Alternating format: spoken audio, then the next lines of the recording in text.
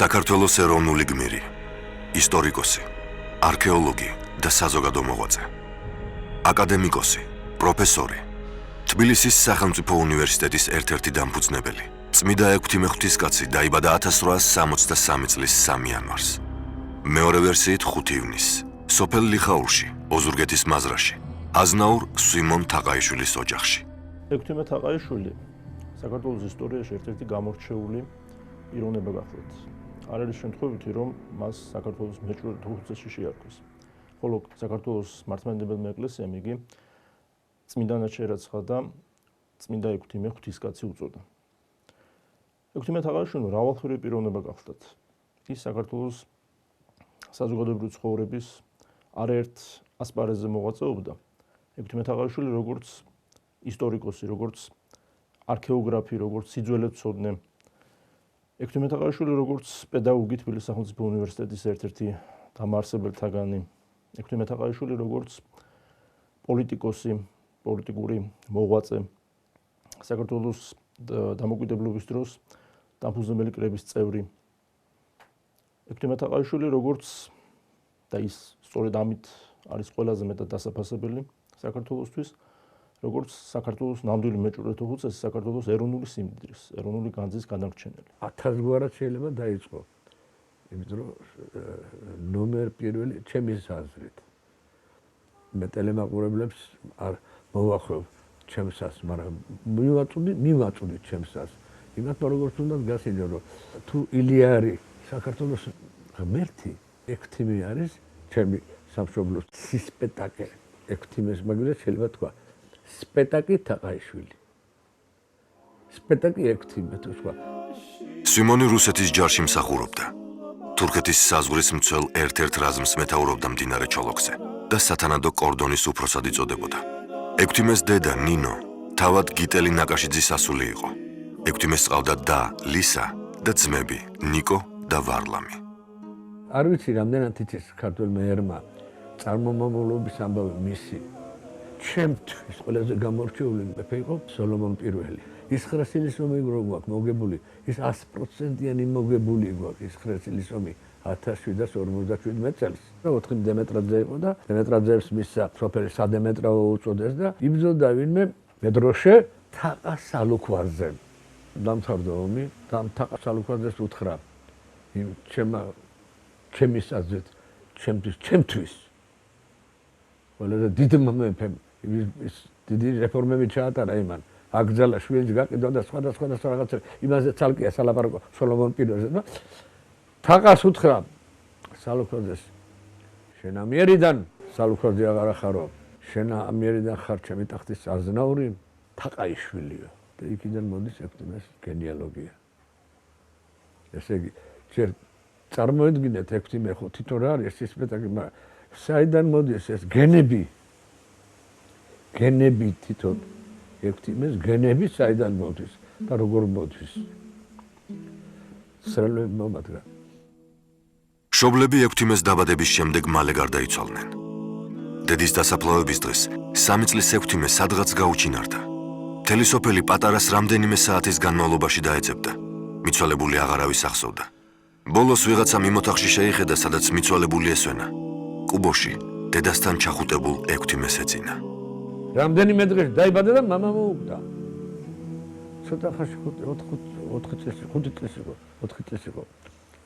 და ლოგინში ეძინა დედამისთან ერთად. უმცროსი იყო ყველაზე შვილი, გარდაეცვალა და ესა გაიზარდა, წარმოედგინეთ თქვენ როგორ გაიზარდა და მერე მაგას ფეხი მქონდა, იცით არა, კოჭლობდა ფეხი მოწყდა და თავის თავზე ამბობდა ხოლმე.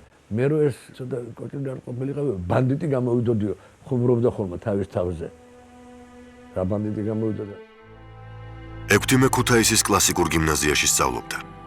სწავლის დროს მუდმივ ხელმოკლეობას განიცდიდა და თავს მოწაფეთა მომზადებით ირჩენდა. ექვთიმემ სწავლა პეტერბურგის უნივერსიტეტში გააგრძელა. როგორც თვითონ წერს, მე იმთავითვე უსათუოდ მინდოდა პეტერბურგის უნივერსიტეტში შესვლა, რადგან უფრო ევროპული ქალაქი იყო, ვიდრე მაგალითად მოსკოვი. 1887-94 წლებში ექვთიმე თაყაიშვილი თბილისის ქართულ სათავადაზნაურო სკოლასა და კლასიკურ გიმნაზიაში დირექტორის ალექსი ჭიჭინაძის მიწვევით ბერძნულ და ლათინურ ენებს ასწავლიდა. იმთავითვე მისი ინტერესი სწორედ საქართველოს ისტორიისა და საქართველოს სიძველეთ მცოდნეობისაკენ მიირტყოდა. თავის ბავშვობის მეგობართან ნიკო მართან ერთად მან პეტერბურგის უნივერსიტეტში განაგრძო სწავლა. თუმცა ნიკო მარისგან განსხვავებით მან აღარ მოინდომა მეცნიერული კარიერის გაგრძელება რუსეთში და დაუბრუნდა სამშობლოს. და რა თქმა უნდა სწორი არჩევანიც გააკეთა, იმიტომ რომ ექვთიმე თაყაიშვილი თავისი სამშობლოსთვის ბევრად უფრო მნიშვნელოვან და ბევრად უფრო საჭირო საქმეებს აკეთებდა. ექვთიმე თაყაიშვილმა ფაქტურად ფეხით შემოიარა მთელი საქართველო. სვანეთი, რაჭა-ლეჩხუმი, ოდიში, ტაო-კლარჯეთი. ის აგროვებდა ყველგან სიძველეებს, აგროვებდა ყველანაირ ინფორმაციას, რომელიც საქართველოს ისტორიასთან იყო რაიმე კავშირში. ექვთიმე თაყაიშვილის ინიციატივით 1907 წელს დაარსდა საქართველოს საისტორიო და საეთნოგრაფიო საზოგადოება. სწორედ ამ საზოგადოების ეგიდით მოხდა არაერთი მნიშვნელოვანი ნაშრომის გამოცემა.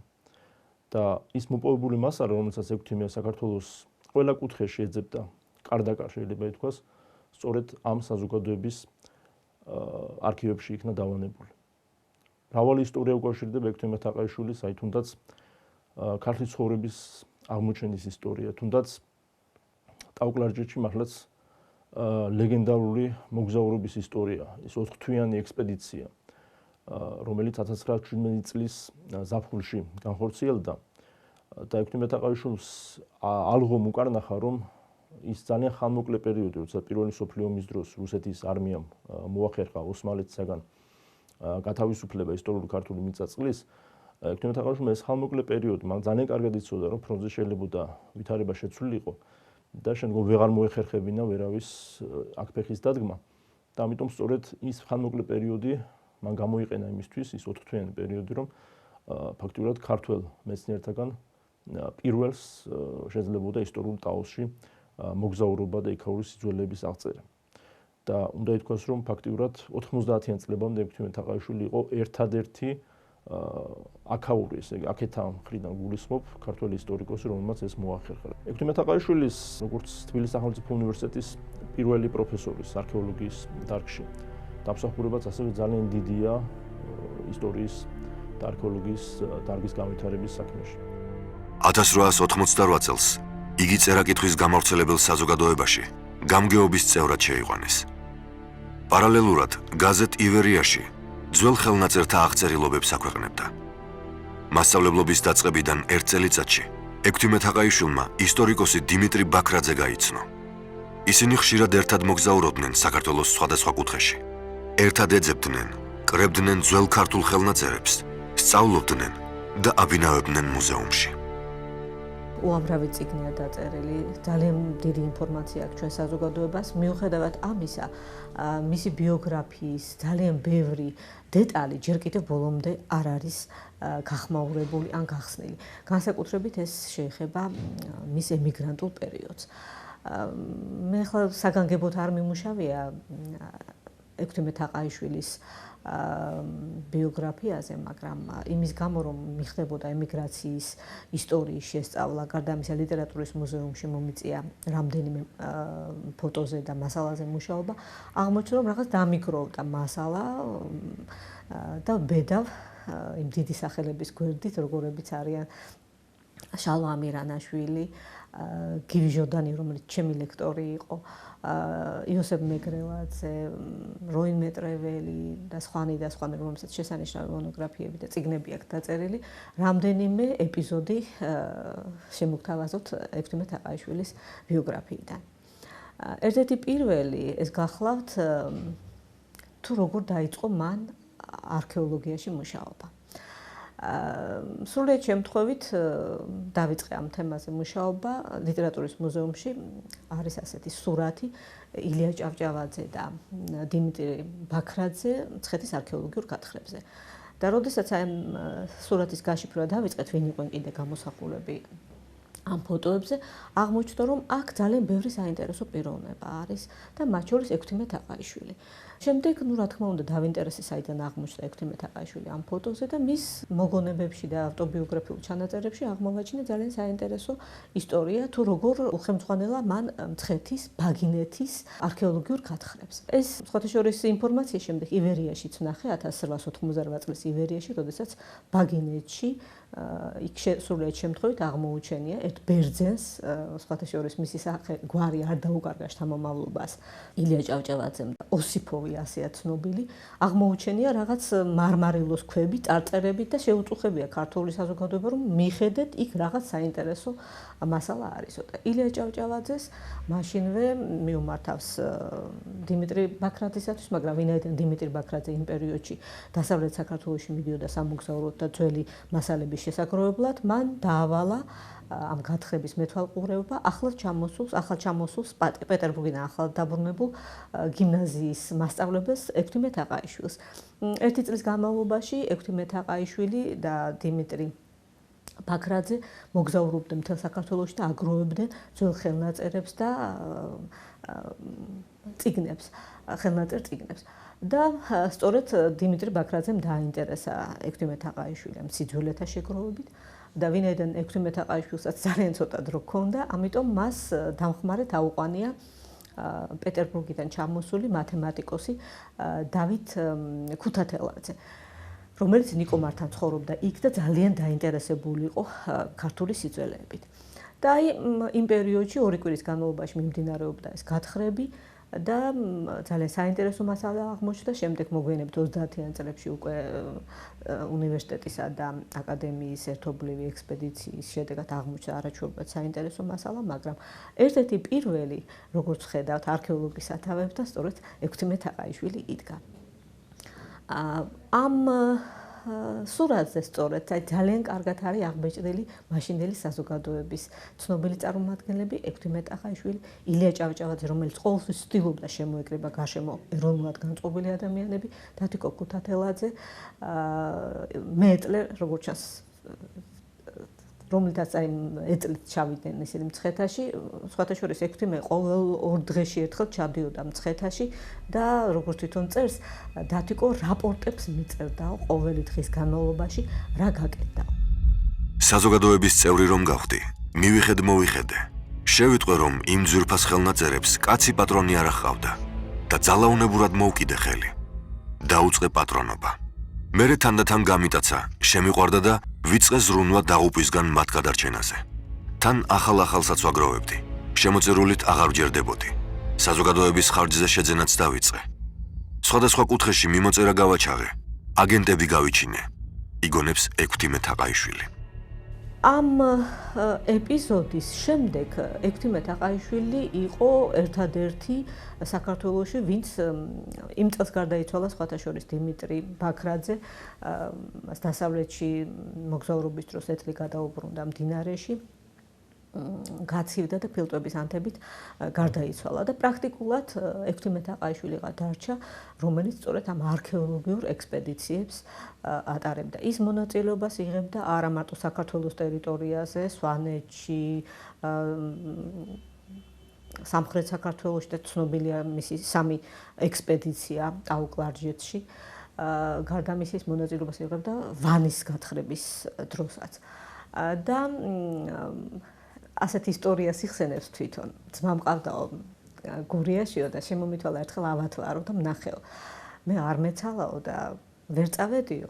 სამაგიეროდ გაუგზავნე წამლები და ვიზრუნე, რომ რაც შეიძლება კარგ ექიმებს მიიხედათო. ძალიან ნაწყენი დამრჩაო და შემომითვალაო, რომ სისურელე მომივიდა, ის კი უნდა მომეწერა შემთთვის, რომ ავათვარო უნდა მომეწერა ნაპოვნია არქეოლოგიური ფირფიტად, აბა ვნახავდი თუ არ ჩამოირბენი და არ მოიცლიდიო. ასე დადიოდა მთელს საქართველოში და მოგეხსენებათ ის კოჭლობდა, ჯოხით დადიოდა, მაგრამ ძალიან სწრაფად დადიოდა თურმე და მთელ საქართველოში მოგზაურობდა და მან უამრავი ხელნაწერი და ძველი ნივთი გადაუჩინა საქართველოს. სხვათა შორის, აი მე არქეოლოგიური ექსპედიციის, ტაო-კლარჯეთის არქეოლოგიური ექსპედიციის, მესამე ექსპედიციის ერთ-ერთი მონაწილე, მხატვარი ლადო გუდიაშვილი, თავის მოგონებებში იმასაც იხსენებდა, რომ არაჩვეულებრივი ენერგიის მქონე იყო ეს კაცი. არასოდეს არ იღლებოდაო. როდესაც იგი დაახოცილებიო ამ ექსპედიციის დროს დავბრუნდებოდით ჩვენს ბინაზე და ვისვენებდი თუ ის მაინც ჩაკირკიტებდა ხელნაწერებს, ნახაზებს და კალკებსო და როგორც კი რაიმეს გაშიფრავდა და გაშიფრის ძალიან დიდი ნიჭი ქონდაო, რაღაც გუმანითაც ხვდებოდა რა ეწერა იქო.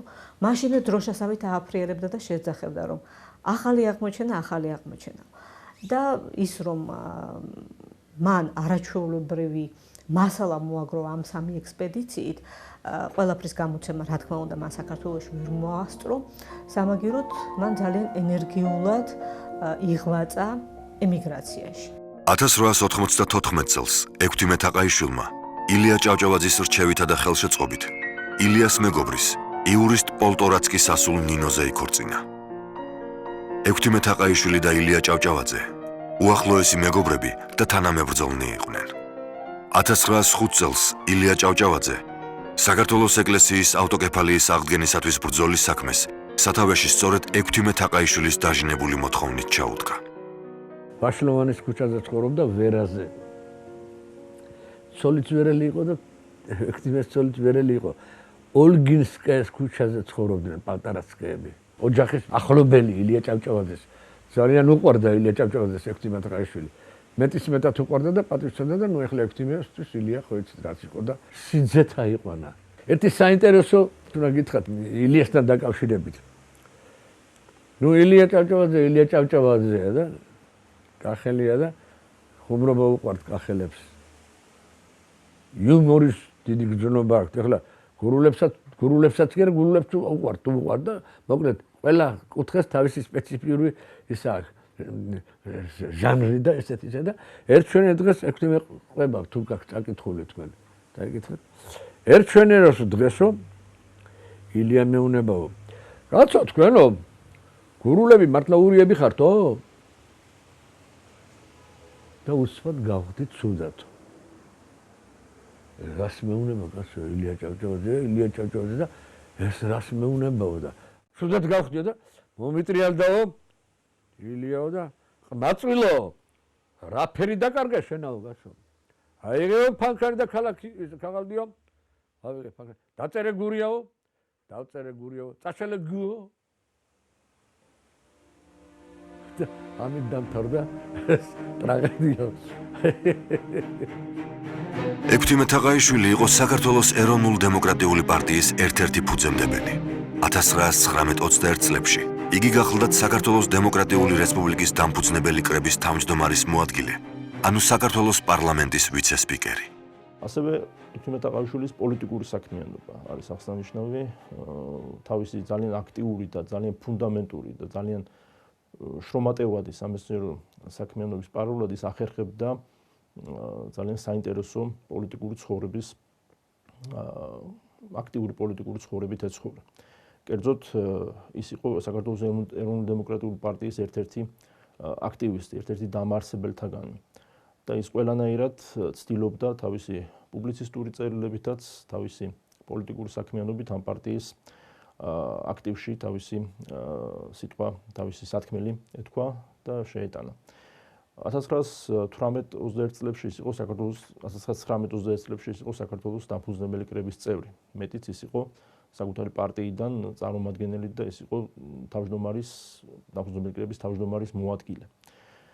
საშუალებას უნდა ითქვას, რომ მიუხედავად პოლიტიკური ასთა სხვადასხვაობისა, ის საკმაოდ ახლოს იყო ქართულ სოციალ-დემოკრატებთანაც, ამაში როგორც ჩანს, მას გურული წარმოშობაც უწყობდა ხელს.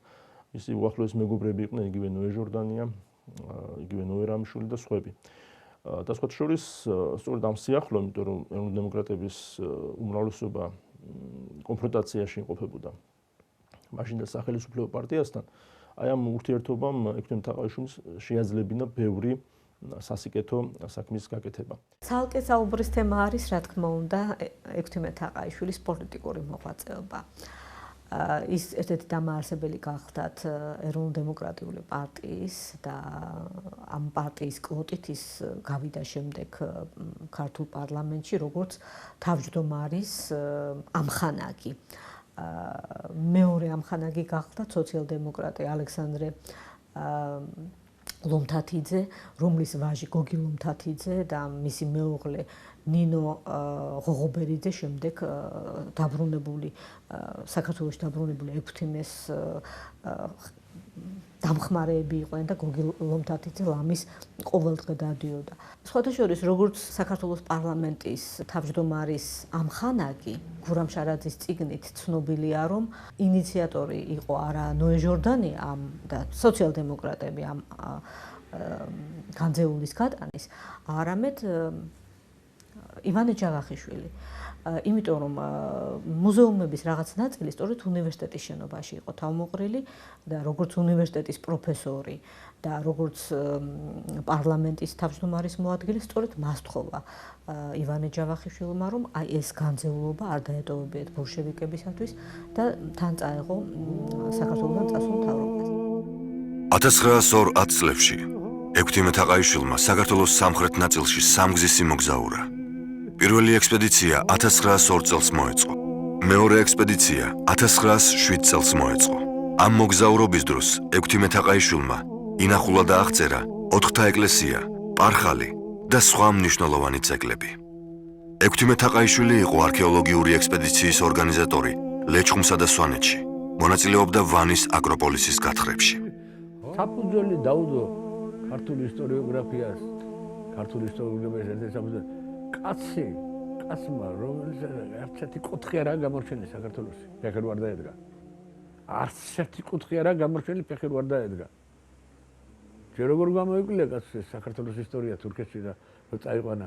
პატარა ბიჭი იყო გუდიაში რო წაიყვანა და ამავე დროს სანაგვეყუთში ქართლის რა დოკუმენტები არ მოარჩია და როგორ მუშაობდა, საფუძველი ჩაუყარა ქართულ მეცნიერებას.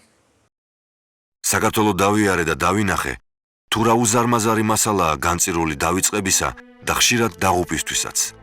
პირდაპირ ამიტანა ფანატიკურმა მისწრაფებამ, რაც შეიძლება მეტი მომესწრო, მით უმეტეს რომ ჩემ თანამედროვეთაგან აღარავინ მისდევდა ამ საქმეს. რამდენს ვცდილობდი, რას არ ვკიდებდი ხელს, მაგრამ რამდენი რამ მაინც ვერ მოვასწარი. არ იყო ხალხი, თითქოს ყავდა ინტელიგენცია, მაგრამ ნამდვილად და ღრმად ვერავინ ხვდებოდა კულტურული მემკვიდრეობის მოვლა პატრონობისა და ადგილობრივ შესწავლის აუცილებლობას. ექვთიმე თაყაიშვილი.